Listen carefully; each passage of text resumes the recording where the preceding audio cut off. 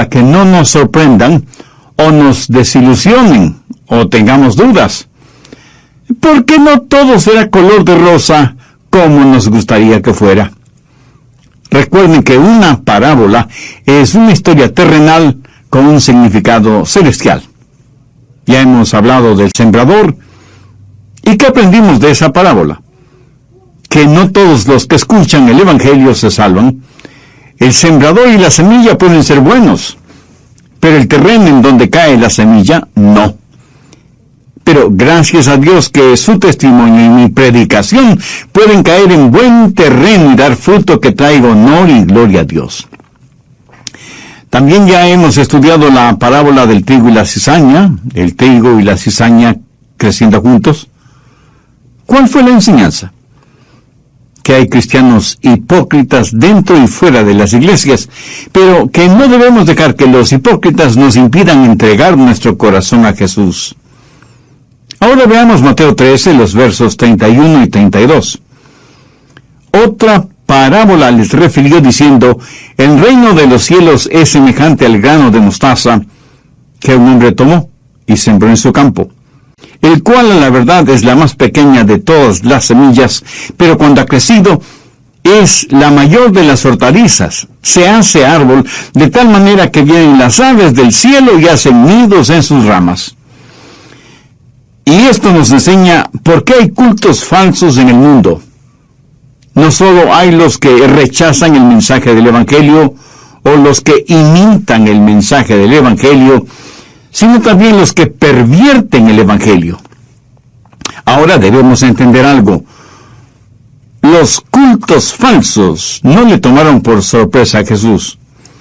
Por lo tanto, no debe sorprenderle a usted el que este mundo y la misma ciudad en la cual vive esté lleno de cultos falsos y cristianos apóstatas que asisten religiosamente a sus respectivas iglesias, pero que sus vidas no cambien. No solo son hipócritas, sino que además son miembros de una iglesia falsa. Esta religión falsa puede estar muerta o ser decadente, o pueden tener un candente celo por sus cosas, pero esas cosas no están basadas en la Biblia, no están llenos del Espíritu de Dios, ni traen honor y gloria a Dios. Pero ¿cómo llegó a pasar todo esto? Bueno, este es el misterio del grano de mostaza, y el diablo tiene muchas formas de sabotear el trabajo de Dios. En la parábola del sembrador, se roba la semilla. En la parábola del trigo, él siembra la semilla, y en la parábola del grano de mostaza, él pervierte y corrompe. Hay 4 cosas muy importantes en esta parábola: el sembrador, la semilla, el arbusto y el árbol crecido y maduro. Bien, primero veamos el sembrador. Mateo 13:31. Otra parábola les refirió diciendo: el reino de los cielos es semejante al grano de mostaza que un hombre tomó y sembró en su campo. ¿Quién es el que siembra? Bien, veamos el verso 37. Respondiendo él les dijo: el que siembra la buena semilla es el Hijo del Hombre. Es muy importante el entender que el sembrador es el Hijo del Hombre, porque más tarde abrió una iglesia, y Jesús dijo que él la edificaría. Busque Filipenses 1:6. Estando persuadido de esto, que el que comenzó en vosotros la buena obra, la perfeccionará hasta el día de Jesucristo. Habrá una buena cosecha. Dios así lo ha prometido, porque el sembrador es el Señor Jesucristo. Segundo, la pequeña semilla. La Biblia dice que el reino de los cielos es como un grano de mostaza, y que ese grano de mostaza es realmente pequeño. ¿Por qué Jesús compara el reino de los cielos con un grano de mostaza? Porque el énfasis aquí es la pequeñez del grano de mostaza. Bueno, nosotros somos un rebaño pequeño, somos la minoría, somos relativamente un puñado de fieles. No piense que el Evangelio es algo enorme, con mucha pompa y circunstancia. En realidad es pequeño en su simplicidad. No es algo tan complicado que solo muy pocos lo comprenden. Jesús habla de algo pequeño, de algo comprensible. Recuerdo haber escuchado la historia de un gran teólogo en el seminario, dando una conferencia a los estudiantes. Este teólogo era muy inteligente y cuando llegó el momento de preguntas y respuestas, los estudiantes le hicieron toda clase de complicadas preguntas teológicas. Uno de los estudiantes le preguntó: profesor, ¿cuál es la más grande verdad teológica que usted conoce? El profesor se quedó pensativo unos segundos. Los estudiantes prepararon sus cuadernos de notas, esperando una larga y profunda respuesta teológica. El profesor miró a quien le hizo la pregunta, luego miró a los demás estudiantes y casi sonriendo respondió: la más grande verdad teológica que conozco es la siguiente. Jesús me ama a mí, pues la Biblia dice así. ¿Sabe? Nadie más hizo ninguna otra pregunta. El grano de mostaza, la semilla más pequeña, pero qué poder que contiene. Jesús dijo que si tuviéramos fe como un grano de mostaza, podríamos mover montañas.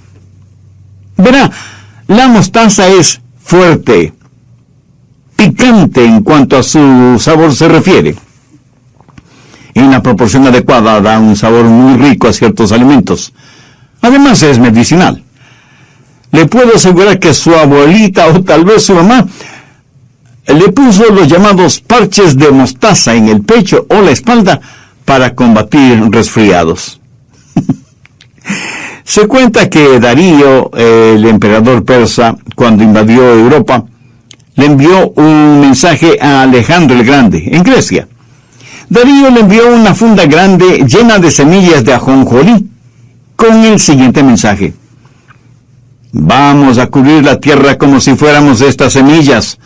Somos tantos y tantos que jamás podrás derrotarnos.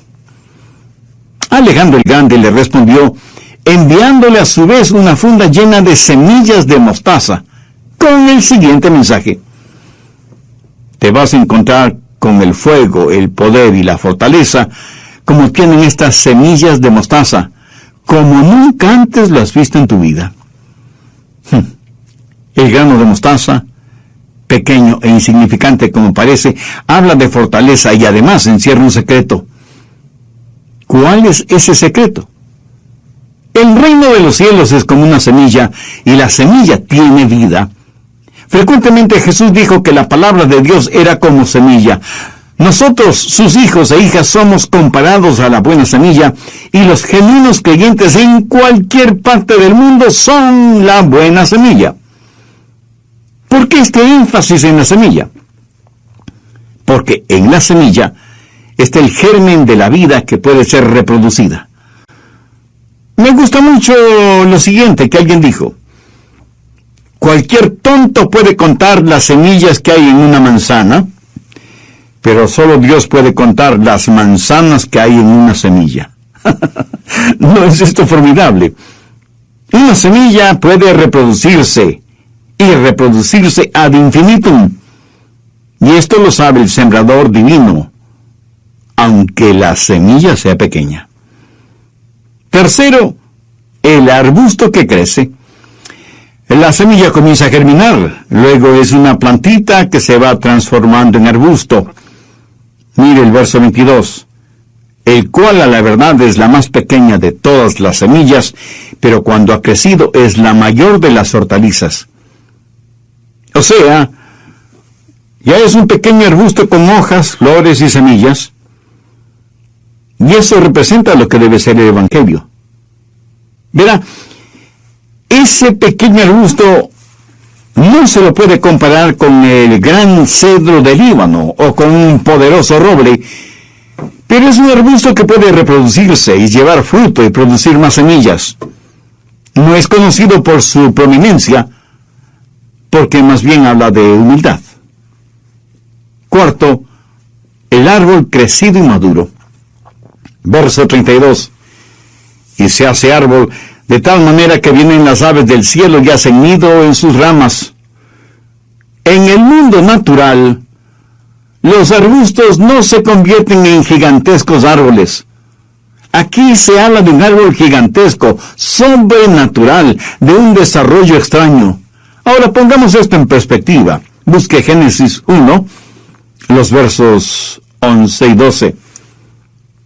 Después dijo Dios: produzca la tierra hierba verde, hierba que dé semilla, árbol de fruto que dé fruto según su género, que su semilla esté en él sobre la tierra. Y así fue. Produjo pues la tierra hierba verde, hierba que da semilla según su naturaleza, y árbol que da fruto cuya semilla está en él según su género. Y vio Dios que era bueno. ¿Qué es lo que dice Dios? Que hay hierba que da fruto según su género, árboles que dan fruto según su género. Pero note que las hierbas no producen árboles, ni los árboles se convierten en hierba. Dios está hablando aquí de algo que es sobrenatural. Está hablando de un desarrollo extraño. Está hablando de los misterios del reino. Por ejemplo, no es normal el tener cizaña entre el trigo. Un agricultor no espera que las hierbas se vuelvan árboles. Quienes no entienden correctamente estos misterios del reino se confunden. El Evangelio comienza con una pequeña semilla que se transforma en arbusto y luego en un enorme árbol. Y las aves del cielo vienen y construyen sus nidos en las ramas de ese árbol. Así entienden muchos esta parábola. Pero no es de esto de lo que está hablando Jesús. Están 180 grados equivocados. Note que Jesús no explicó esta parábola. Explicó la parábola del sembrador, la del trigo y la cizaña, pero no explicó esta parábola. ¿Por qué? Él esperaba que la gente tuviera suficiente entendimiento del Antiguo Testamento para comprender de lo que se trata esta parábola. Busque Daniel 4, comenzando en el verso 22. Daniel le está diciendo a Nabucodonosor, el rey de Babilonia, cómo era su reino. No olvide que Babilonia es la raíz de toda religión falsa. Comenzó con Nimrod, cuyo nombre significa rebelde, y con la Torre de Babel. Desde ese tiempo, Babilonia ha sido el semillero de toda religión apóstata, hasta nuestros días. Nabucodonosor había tenido un sueño, y en relación con ese sueño, Daniel le dice: el árbol que viste, que crecía y se hacía fuerte, y cuya copa llegaba hasta el cielo, y que se veía desde todos los confines de la tierra, cuyo follaje era hermoso, y su fruto abundante, y en que había alimento para todos, debajo anidaban las aves del cielo. Tú mismo eres, oh rey, que creciste y te hiciste fuerte, pues creció tu grandeza, y ha llegado hasta el cielo, y tu dominio hasta los confines de la tierra. Ahora escuche atentamente. Nabucodonosor, el rey de Babilonia, es una tipología del anticristo, y el gigantesco árbol representa la forma final de la iglesia apóstata de los últimos días. El resurgimiento de los cultos falsos y la proliferación de iglesias totalmente liberales que niegan la infalibilidad de la Biblia como la palabra de Dios están representadas en este árbol. Pero esto no es ninguna sorpresa para Dios. La situación, por anormal que parezca, no está fuera del control de Dios. Volvamos a Mateo 13, ahora el verso 32. Y se hace árbol, de tal manera que vienen las aves del cielo y hacen nidos en sus ramas. Estas no son las mismas aves a las que se refieren los versos 3 y 4 de Mateo 13. Y les habló muchas cosas por parábolas, diciendo: he aquí, el sembrador salió a sembrar, y mientras sembraba, parte de la semilla cayó junto al camino, y vinieron las aves y la comieron. Recuerde que Daniel habla de un gran árbol en cuyas ramas se anidaban las aves del cielo. Veamos Mateo 13, 19. Cuando alguno oye la palabra del reino y no la entiende, viene el malo y y arrebata lo que fue sembrado en su corazón. ¿Lo entiende? Las aves que se comieron las semillas no son pequeños y atractivos pajaritos de dulces trinos. Son aves tenebrosas que representan al diablo y que se refugian en el follaje de la iglesia apóstata.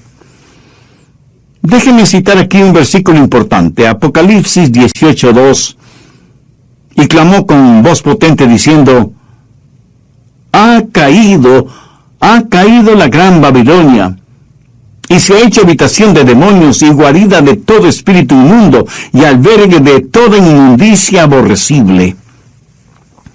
Recuerde que Babilonia representa toda religión falsa. Dios está diciendo que Nabucodonosor y Babilonia, representados por ese enorme árbol, alberga aves inmundas y aborrecibles.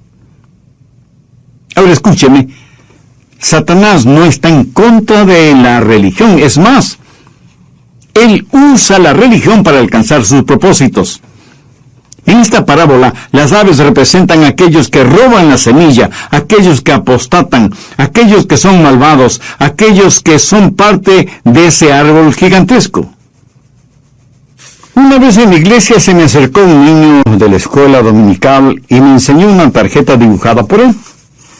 Él había dibujado un monstruo con 2 cabezas, y al pie del dibujo había escrito: 2 cabezas no son mejor que una, no sea un monstruo, siga a Dios. Y eso es lo que yo llamo arte teológico con mensaje. Bien, volvamos al asunto de ese árbol gigantesco, que representa el absurdo desarrollo del cristianismo apóstata, con aves diabólicas entre sus ramas, en donde encontramos a los religiosos acomodaticios, a los líderes liberales espirituales, a los que rinden culto a las personalidades, pasando por sobre Dios, a los blasfemos mercenarios del alma. Todos estos abundan en cada ciudad, grande o pequeña, en todas partes del mundo, religiosos y religiones falsas, empujadas y patrocinadas por Satanás. Ahora, permítame preguntarle, ¿lo que hemos estudiado hasta este momento ha despertado alguna inquietud espiritual en su alma? ¿Ha descubierto que la religión que practica bordea los límites de la apostasía y que no tiene ninguna seguridad de su salvación? Usted puede tener la absoluta seguridad de su salvación ahora mismo si hace una decisión por Cristo. Por favor, por unos minutos deje de hacer lo que está haciendo y hable directamente con Dios. Dígale: Todopoderoso Dios, gracias por tu palabra que me ha enseñado que debo tener una relación personal contigo mediante tu Hijo, el Señor Jesucristo, y no mediante una religión. Demasiado que rendir alguna prueba final. Así que le preguntó a un amigo cuál era la mejor forma de obtener una buena calificación final para graduarse y recibir su diploma. Su amigo le informó que lo más fácil era tomar un curso extra en cualquier materia. ¿Cualquier materia? Sí, cualquier materia. Ornitología, por ejemplo. El profesor de esa materia era bastante viejo y el estudio consistía en ir al bosque y con binoculares observar el mayor número de aves.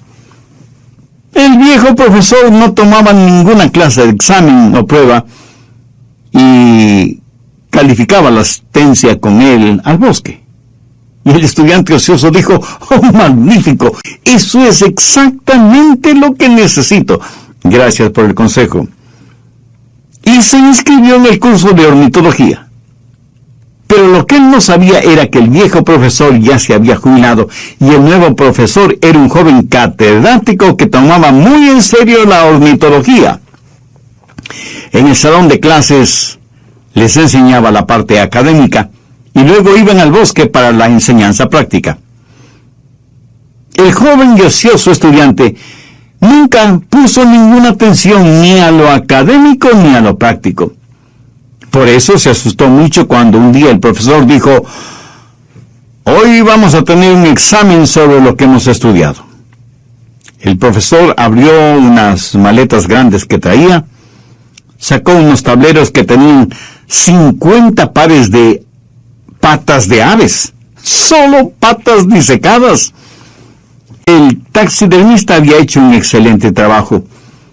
El profesor les dijo que el examen consistía en decir a qué ave correspondía cada par de patas y dar una breve descripción de la forma y del color del plumaje, los hábitos alimenticios, hábitos reproductivos, medio ambiente en el cual se desarrollaban mejor esas aves.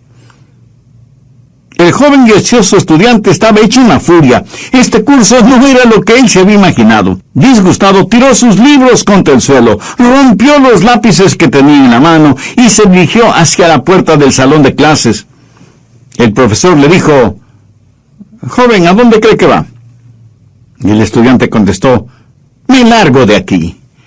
El profesor le preguntó: «¿Cuál es su nombre?». Y el joven, dando un portazo, contestó: «Pues adivínelo». Y alguien preguntará: «Pastor, ¿qué tiene que ver eso con la parábola que está enseñando?». Pues que debemos saber identificar a las aves malévolas, porque no son fáciles de distinguir. Verá, el diablo es un maestro de la decepción, del camuflaje. Por eso Jesús dijo: «Guardaos de los falsos profetas que vienen a vosotros con vestidos de ovejas, pero por dentro son lobos rapaces».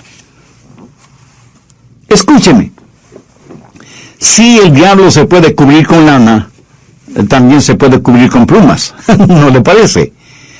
Buitres disfrazados de pavos reales o lobos disfrazados de ovejas son lo mismo. ¿Qué es lo que hacen estas aves malévolas? Frecuentemente usan la Biblia. Busque 2 de Pedro 3:16, entre las cuales hay algunas difíciles de entender, las cuales los indoctos e inconstantes tuercen, así como también las otras escrituras, para su propia perdición. Solo porque alguien diga: «Yo creo en la Biblia», eso no significa que no sea un apóstata. Hasta pueden hacer milagros. Veamos Mateo 24:24. «Porque se levantarán falsos cristos y falsos profetas, y harán grandes señales y prodigios, de tal manera que engañarán, si fuere posible, aún a los escogidos». Aparecen como hacedores de buenas obras. Mateo 7, los versos 22 y 23. «Muchos me dirán en aquel día: Señor, Señor, ¿no profetizamos en tu nombre, y en tu nombre echamos fuera demonios, y en tu nombre hicimos muchos milagros? Y entonces les declararé: nunca os conocí, apartaos de mí, hacedores de maldad». ¿Lo ve? Oh, sí, pueden tener cultos de adoración, programas radiales o televisivos, conferencias bíblicas, libros, revistas, folletos, obrarán sanidades y milagros, tendrán actividad misionera y programas para la juventud, y sin embargo, todo será solo una falsificación de aquello que es real y genuino. Por lo tanto, ¿quiere usted descubrir o no si los que se esconden entre el follaje del cristianismo apóstata en este árbol gigantesco son genuinos o no son más que diabólicos pájaros malignos? Bueno, examinemos algunas cosas. Primero, la prueba de la fuente. Cuando alguna persona se acerca a usted con cierta clase de fe o de religión, hágale la siguiente pregunta: ¿es la Biblia, la palabra revelada de Dios, la fuente de su información? ¿O su información proviene de otra fuente? Su otra fuente de información es la ciencia, o la tecnología, o el libro de los mormones, o el Corán. En Apocalipsis 22, los versos 18 y 19 leemos: «Yo testifico a todo aquel que oye las palabras de la profecía de este libro. Si alguno añadiere a estas cosas, Dios traerá sobre él las plagas que están descritas en este libro. Y si alguno quitare de las palabras del libro de esta profecía, Dios quitará su parte del libro de la vida y de la santa ciudad y de las cosas que están escritas en este libro». Si la información que ellos tienen no proviene de una fuente bíblica y cristocéntrica, es que pertenecen a un culto falso. Así que no es suficiente que digan que creen en la Biblia como la palabra de Dios. Segundo, la prueba del Salvador. Descubra qué es lo que creen acerca del Señor Jesucristo. Pregúnteles, ¿creen que Jesucristo es el Mesías, el Cristo, el Hijo de Dios, Dios el Hijo, igual y eterno con el Dios Todopoderoso? Frecuentemente les hago la siguiente pregunta a los testigos de Jehová. ¿Adoran al Señor Jesús? Y me responden, nosotros veneramos a Jesús.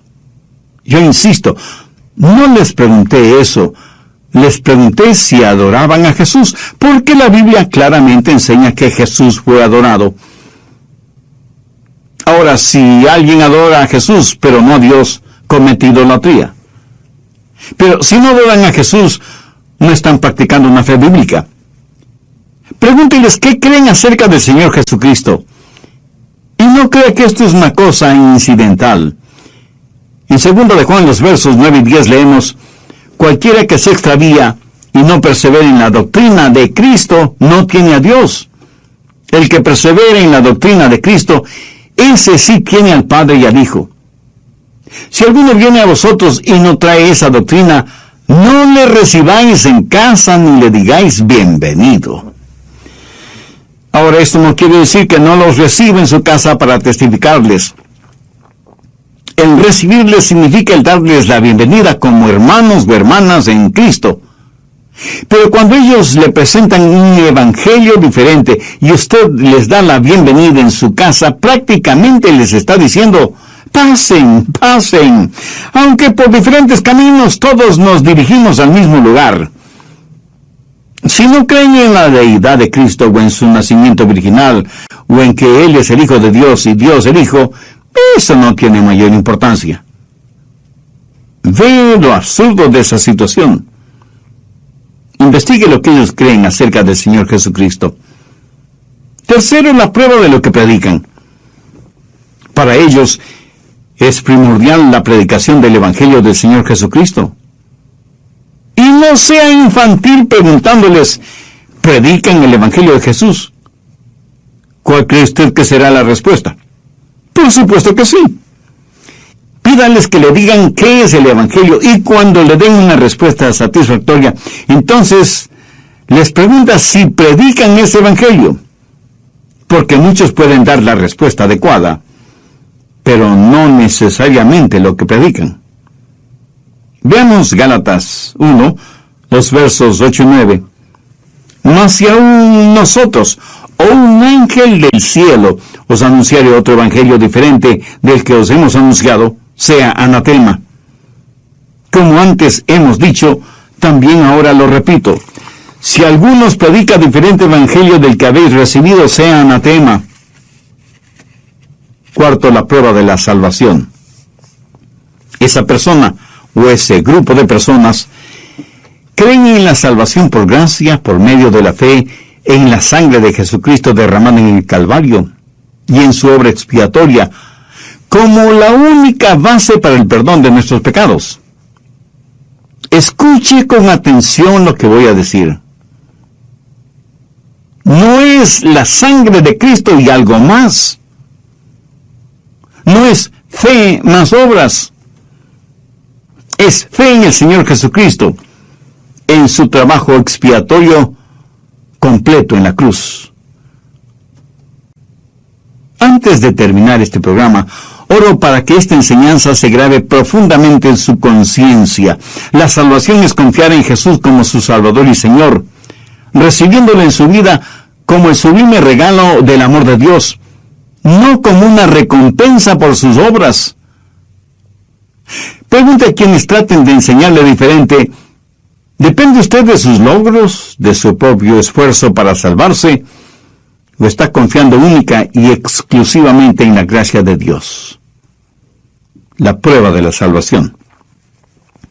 Quinto, la prueba de la santificación. ¿Viven esas personas vidas justas y santas? ¿Enseñan y practican la pureza y la santidad, sin las cuales nadie podrá ver a Dios? Predican, enseñan, y viven de acuerdo a los parámetros del fruto del Espíritu, que es amor, gozo, paz, paciencia, benignidad, bondad, fe, mansedumbre y templanza. Si una persona puede pasar estas pruebas, usted puede decir con confianza: tengo un hermano, tengo una hermana en el Señor Jesucristo. Y bien, hagamos un resumen de lo estudiado hoy. El sembrador divino es el Hijo del Hombre, el Señor Jesús. Y aquel que sembró la buena semilla es el mismo que segará en tiempo de la cosecha. Porque le aseguro que habrá un tiempo de cosecha, porque el sembrador no solo siembra, sino que también edifica. Y él edificó y seguirá edificando su iglesia. Y la semilla, esa pequeña semilla, es la verdad de la palabra de Dios. Y aunque pequeña, es fuerte y tiene un secreto. Está pletórica de vida, que se reproduce y se sigue reproduciendo. El arbusto representa no un gigantesco árbol, sino la genuina iglesia de Jesús, que se reproduce.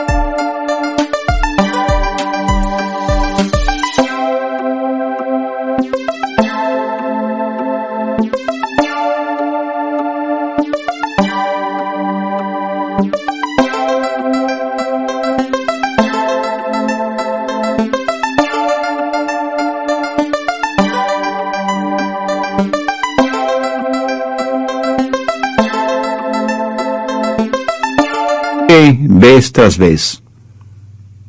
No echa raíces profundas, porque este mundo no es nuestro hogar. Aquí no somos más que peregrinos, estamos de pasada, rumbo a nuestro hogar celestial.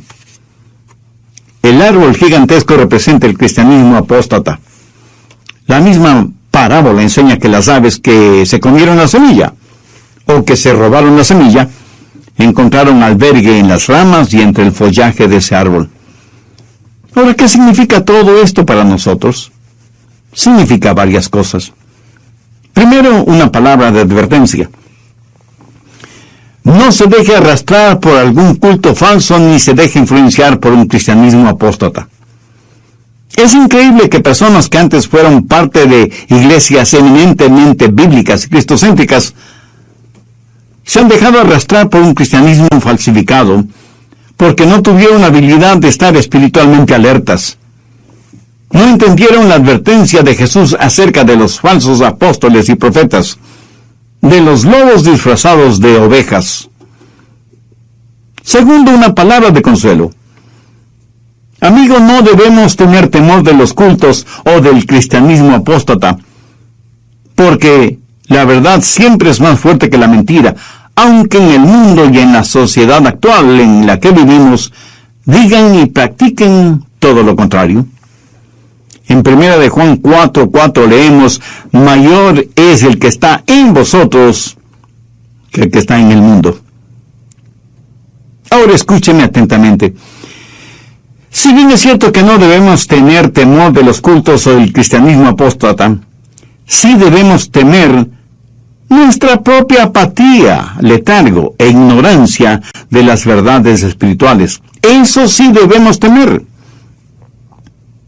De vez en cuando escucho a varias personas decir: están construyendo un templo, o una iglesia, o un centro, o una mezquita en nuestro vecindario, pero ni siquiera han evangelizado, o enseñado, o testificado. ¿Cómo pueden estar construyendo lo que están construyendo? Mi amigo, nada debemos temer de ellos, pero sí debemos temer y temblar ante nuestro fracaso de predicar el glorioso mensaje del Evangelio del Señor Jesucristo. Debemos ser como Alejandro el Grande, que le envió una funda con pimienta al rey de Persia, dándole a entender que no le tenían miedo, y que más bien los persas debían tener temor de los soldados griegos, De acuerdo a estas parábolas, es obvio que usted puede escuchar la voz de Dios en su corazón y no recibir la buena semilla, que puede tener trigo mezclado con cizaña. Usted puede escuchar este u otros mensajes bíblicos y sin embargo ser como cizaña plantada por Satanás en vez de ser el dorado trigo sembrado por el Señor. Es evidente que hay muchos que apostatan del cristianismo y son arrastrados hacia cultos falsos, alejándose más y más de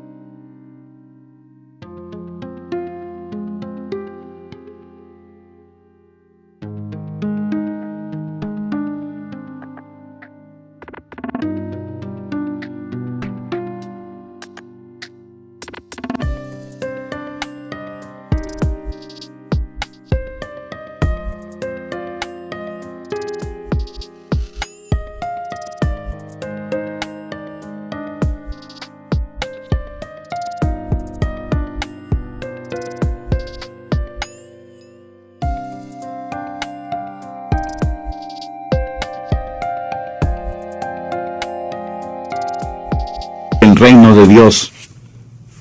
Amiga, amigo, ¿no le gustaría a usted ser verdaderamente salva o salvo? Y no le estoy preguntando si usted es una persona religiosa. Recuerde que el diablo es muy religioso. Pablo les dijo a los cristianos en la iglesia de Corinto: examinaos a vosotros mismos si estáis en la fe. Si usted estuviera ante Dios ahora mismo y Él le preguntara: ¿por qué debo dejarte entrar en mi cielo?, ¿cuál sería su respuesta? Muchos de ustedes no tienen ni la menor idea de cómo responderían, y eso es verdaderamente triste. ¿Por qué no soluciona esa incertidumbre ahora mismo? Le invito a orar conmigo una sencilla oración. No deje que el diablo le robe la buena semilla que hoy ha sido sembrada en su corazón. Ore con fe, con arrepentimiento, depositando toda su confianza en Jesús. Querido Dios, sé que me amas y quieres salvarme. Gracias por haberme dado la oportunidad de este mensaje de tu palabra.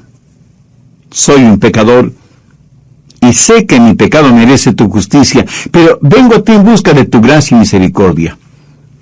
Quiero ser perdonado, salvado.